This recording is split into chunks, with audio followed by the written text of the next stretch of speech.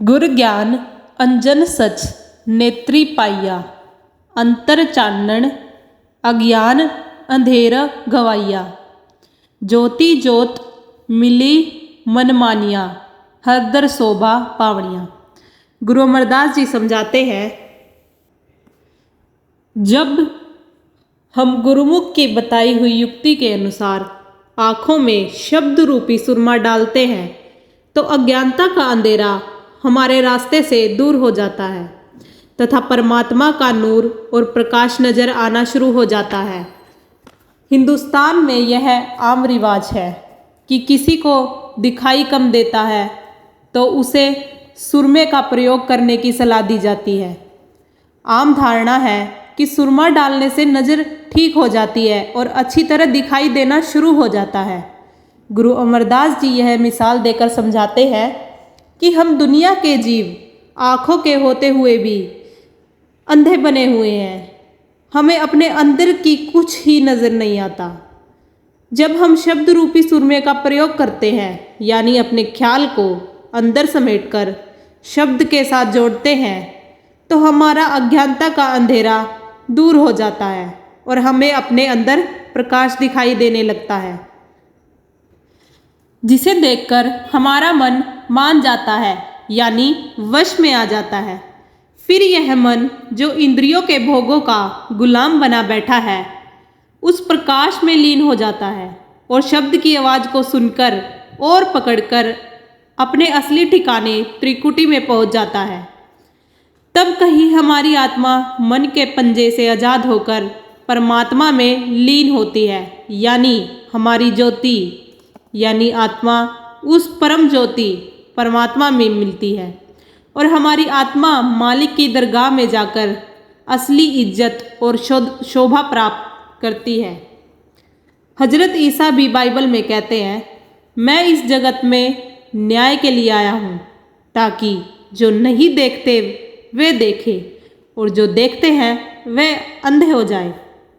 यानी मैं इस दुनिया में इसलिए आया हूँ कि जो लोग आंखें होने के बावजूद अंधे हैं और उस मालिक को नहीं देखते, मैं उनको इस दुनिया की शक्लों और पदार्थों की ओर से अंधा कर दूं और मालिक की ओर से आँखों वाला कर दूं। गुरु अमरदास जी यही समझाते हैं, जिन अंतर शब्द आप पछाणै, गति मित तिन ही पाई।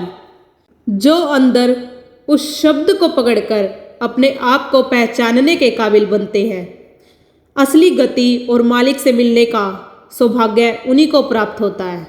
आप फरमाते हैं, सबदे साध झाणै ता आप पछाणै। शब्द या नाम की लज्जत प्राप्त करके ही हम अपने आप को पहचानने के काबिल बनते हैं।